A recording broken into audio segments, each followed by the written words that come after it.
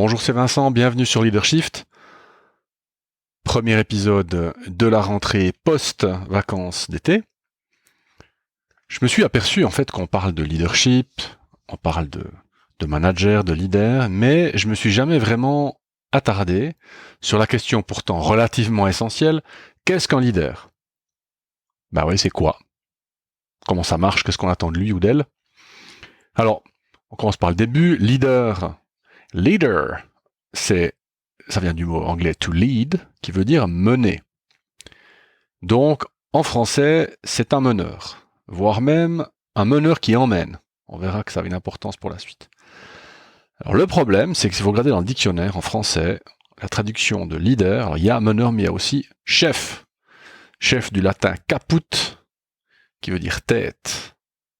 Et ça, c'est un problème. Pourquoi? Parce que faire référence à la tête d'une organisation ou d'un groupe, c'est faire référence à une hiérarchie. Alors effectivement, historiquement, le chef, c'est en gros le mâle dominant. Et il y a des études scientifiques qui ont été faites qui montrent qu'effectivement le niveau de testostérone a un lien avec la dominance, mais pas avec le leadership. Alors ça, c'est quand même très intéressant parce que on a l'habitude des modèles de leaders charismatiques, mais relativement dominants, relativement présents, relativement envahissants. Pensez à tous ceux que vous connaissez, d'anciens, personnages historiques, etc. Alors, est-ce qu'on a encore besoin de gens comme ça aujourd'hui? C'est une bonne question. Apparemment, au niveau politique, la réponse est oui.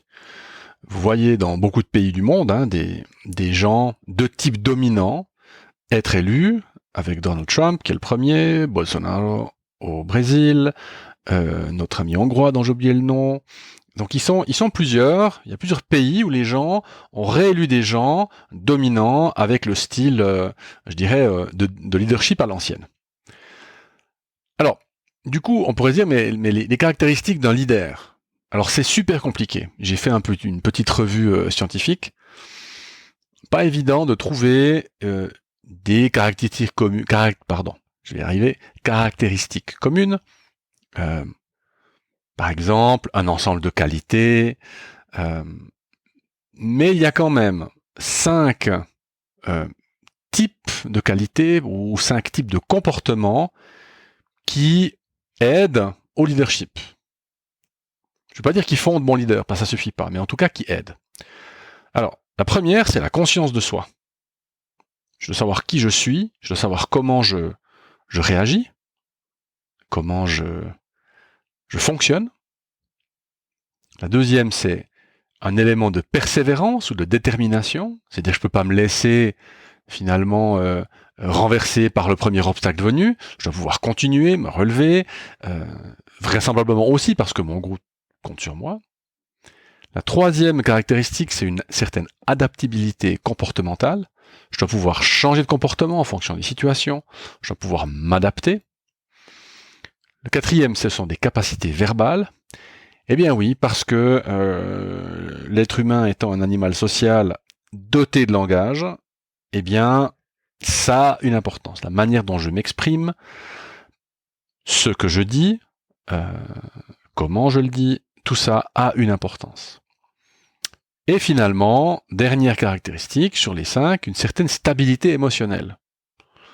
Ça veut dire, je ne peux pas réagir au quart de tour, me mettre en colère ou devenir triste à la moindre des difficultés. Je dois pouvoir tenir le cap. On rejoint un petit peu la persévérance, qui serait plutôt alors une qualité cognitive, et donc l'équivalent émotionnel ou affectif, ce serait la stabilité émotionnelle. D'ailleurs, cette stabilité émotionnelle est mesurée dans les tests qui se basent sur le Big Five, puisqu'on a une des dimensions du Big Five, qu'on appelle en mauvais français le névroticisme, c'est le contraire de la stabilité émotionnelle. On dirait c'est l'instabilité émotionnelle, en gros. Donc, 5 caractéristiques: conscience de soi, persévérance, adaptabilité comportementale, capacité verbale, stabilité émotionnelle. Par rapport à ces 5, on voit ce qui est intéressant, que en fait, les 5 sont apprenables. On peut les apprendre. La conscience de soi, c'est pas vraiment difficile. Il y a des cours pour ça d'ailleurs, mais on peut aussi faire du coaching, on peut lire des bouquins sur soi, il faut quand même faire un travail, je dirais, avec quelqu'un ou dans un but. Simplement lire un livre suffira pas, mais en tout cas on peut le faire.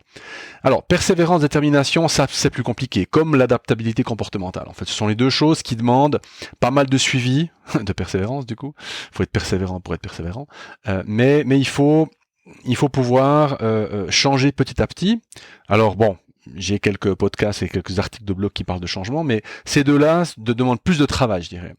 Les capacités verbales, de nouveau, il y a des formations qui existent. On peut faire du théâtre, on peut même faire peut-être de l'opéra ou du théâtre d'improvisation. Et la stabilité émotionnelle, ça c'est un peu plus difficile. On peut la mesurer grâce au test de Big Five. Et puis derrière travailler dessus, de nouveau, soit individuellement, soit avec un coach, etc. Donc vous voyez, si je suis mis dans une position, par exemple, je sais pas, je suis président du club de foot, ou je suis nommé cadre dans une entreprise ou dans une association, je peux pas me dire, oh mon Dieu, je suis pas un leader, je peux pas le faire, ça va pas le faire. Ça va demander de l'énergie, du travail, mais c'est possible. Pour ce qui est des capacités verbales, je vous renvoie à l'épisode 6, comment convaincre. Pourquoi ces capacités verbales sont importantes? Principalement parce qu'un leader convainc avant tout par ce qu'il dit, et donc le leader convainc parce que les autres le suivent de leur propre chef. Alors, ça suffit pas. Il suffit pas d'être un leader charismatique pour être un bon leader, ou pour être un leader efficace, mais ça peut aider. Alors, quelle est la fonction d'un leader? C'est quoi? Qu'est-ce qu'on attend de lui? Eh bien, moi j'ai regroupé ça en quatre fonctions. Voir, intégrer, choisir, agir. Alors, voir, c'est la capacité de se projeter. C'est la capacité d'avoir une vision. Mais encore une fois, je dis pas qu'il faut avoir un plan à 10 ans, mais une idée, je dirais, imagée de là où je veux aller. Et donc là où j'aimerais amener mon groupe, ma famille, voir. Ensuite, intégrer. Intégrer, ça veut dire comprendre ce qui se passe autour de moi. Ça veut dire comprendre les réactions possibles. Ça veut dire être capable de prendre en compte les éléments de l'environnement, les gens qui sont avec moi, les gens qui sont contre moi, etc. Ensuite, choisir, ça veut dire être capable de prendre des décisions. Ou en tout cas de les proposer, en fonction du type de leadership que vous allez avoir. Donc, choisir, il y a des modes de décision, il y a des biais de décision, donc c'est des choses qui s'apprennent, mais c'est une capacité qui est importante. Parce que vous voyez que sans voir, sans intégrer, pas de choix, mais sans choix, pas d'action, qui est le prochain, le dernier, agir. Et donc agir, ça veut dire, principalement au début, pour un leader, communiquer. Qu'est-ce qu'on fait? Pourquoi on le fait? Pourquoi est-ce que c'est intéressant? Pourquoi est-ce que c'est bon pour le groupe? Plutôt que seulement bon pour moi. Alors, j'ai pas choisi ces 4 verbes par hasard, parce qu'en fait, il s'avère qu'avec un copain, Fabien Noir, on a monté une formation qui s'appelle Improv Leadership. Et en fait, on a travaillé ensemble pour se dire, mais finalement, un leader de quoi a-t-il besoin? Et donc, on est tombé sur ces 4 verbes. Alors, Improv Leadership, c'est une formation, on n'en parle pas dans ce podcast, mais si vous voulez avoir des infos, le meilleur moyen d'avoir des infos et d'autres, c'est d'ailleurs de vous abonner à ma newsletter. Pardon? Comment? Qu'est-ce que j'entends? Vous n'êtes pas abonné à ma newsletter? Oh, mais c'est pas bien du tout ça. Mais alors pas du tout. www.coapta.ch/newsletter. Bon, il y aura même ma petite photo qui vous dira bonjour. Alors on continue. Il y a 4 mythes sur le leader que j'aimerais vous aider à dépasser. Alors le premier, vous m'avez peut-être vu arriver avec mes histoires d'apprentissage et de formation, c'est le leadership inné. Le leadership n'est pas inné. Comme beaucoup de caractéristiques et de traits humains, il y a une partie qui est génétique, il y a une partie qui est environnementale, il y a une partie qui est développementale. Donc oui, c'est plus difficile pour certaines personnes que pour d'autres, mais il n'y a aucune fatalité. Aucune. Maintenant, c'est peut-être plus difficile pour certaines personnes que d'autres. Donc le leadership n'est pas inné. Mais il faut y travailler. Deuxième chose, ça veut dire que le deuxième mythe, c'est le leadership, c'est avoir du pouvoir sur les autres. Ça aussi, c'est un mythe, c'est pas vrai. On peut être un très bon leader sans avoir de pouvoir sur les autres. On peut être un très bon leader en convainquant les gens, en ayant de bonnes relations avec eux. Il n'y a pas besoin d'avoir du pouvoir. Troisième mythe, le leader a un effet nécessairement positif. Bon, certains d'entre vous diront, bah oui, c'est évident, mais c'est pas parce que la personne a un bon leadership que l'effet qu'il va avoir sur le groupe, ou la société, ou l'entreprise, etc., sera nécessairement positif. En particulier à cause des conditions dans lesquelles il va travailler, mais aussi parce que lui-même peut avoir certaines qualités, mais pas toutes, et même ça peut être difficile en fonction des gens qu'il a autour de lui. Donc ça suffit pas, je dirais, de prendre une équipe, ou un groupe, et puis de dire, on va leur mettre un bon leader, puis tout ça va régler tous les problèmes. Non, ce serait mettre trop de poids sur l'épaule du leader, ça suffit pas. Et puis alors, le dernier mythe, c'est tous les groupes ont un leader. Et ça, c'est pas vrai. Alors, deux choses. Un, certains modes d'organisation, les entreprises libérées, etc., disent on fait de l'auto-organisation. Et ça marche. Dans certaines organisations, avec certains types de personnes, ça marche plutôt bien. Deuxième chose, apparemment, ça demanderait à être vérifié, mais les femmes, entre elles, ont moins besoin d'un leader, d'une leader, je devrais dire. C'est quand même intéressant. Ça serait une différence homme-femme, je dirais, qui serait à l'avantage des femmes dans ce cadre-là. Donc, alors c'est aussi peut-être d'ailleurs pour ça que les femmes peuvent avoir dans certains milieux de la peine à s'imposer, puisque les gens s'attendant à un leadership à l'ancienne, donc un leadership de dominance, et puis de ce que moi je peux voir tous les jours, peu de femmes ont ce genre de réflexe de dominance. Et donc c'est peut-être une relation de cause à effet. Ce qui veut aussi dire que dans le futur, si on éduque correctement nos gamins, si nos sociétés évoluent, les femmes quelque part naturellement, puisque moins besoin de ce leadership de dominance, eh bien arriveront à des positions de leadership.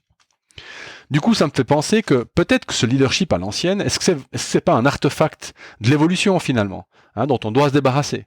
Est-ce que le moyen le plus simple d'avoir un leader, c'est de dire, on en prend un, on prend le chef, c'est lui le leader, et puis tout va bien. Est-ce que le chef a besoin d'être le leader, ou la chef a besoin d'être la leader? Donc, moi, je suis pas persuadé. Je pense qu'effectivement, vraiment, c'est un reliquat de notre évolution de primate, et qu'on peut vraisemblablement le dépasser. Et donc, je pense qu'on n'a pas nécessairement besoin de chef, de caput. Mais on a besoin de leaders, on a besoin de leaders, de plusieurs personnes. Ce sont des personnes qui finalement prennent sur elles de faire avancer un groupe vers un objectif. Je prends sur moi, j'ai pas besoin d'être chef. Je suis dans une réunion, c'est la cata, tout le monde s'ennuie. Je dis écoutez, on est en train de complètement quitter l'objectif, moi je vous propose qu'on fasse ça comme ça, et puis comme ça, dans une demi-heure on a fini, et puis voilà. Ça c'est faire preuve de leadership. Je prends le problème à mon compte. Je suis pas le chef, mais peut-être le chef il est content, il était crevé, il est pas de bonne humeur, il a pas vu le truc arriver. Ça c'est du leadership. Et ça, tout le monde peut le faire. Tout le monde a ses capacités. On peut le faire au travail, on peut le faire à la maison, dans sa communauté, dans son village, dans son quartier. On peut prendre sur soi un village ou quartier, de contacter le maire ou de contacter les autorités pour dire mais il y a un problème, est-ce que je peux y travailler, est-ce que je peux participer? Absolument tout le monde est capable de le faire. On peut pas simplement compter sur nos chefs ou nos leaders élus, dont le travail entre parenthèses n'est pas si facile. On peut pas simplement compter sur eux et dire ah mais ils font rien. On doit prendre les choses en main nous-mêmes, surtout avec les changements à venir. On peut penser au climat, on peut penser à l'énergie, on peut penser à un tas de dossiers sur lesquels on peut pas simplement être assis sur ses fesses, regarder Netflix et puis se dire que le monde ira mieux. On a besoin de leaders, et les leaders, c'est vous, c'est moi, et on est tous capables de faire quelque chose, de voir, d'intégrer, de choisir, d'agir. Bon, je me suis un peu enflammé, hein. Bah ouais, c'est comme ça. J'espère que cet épisode vous a plu, et je vous dis à la prochaine. Ciao.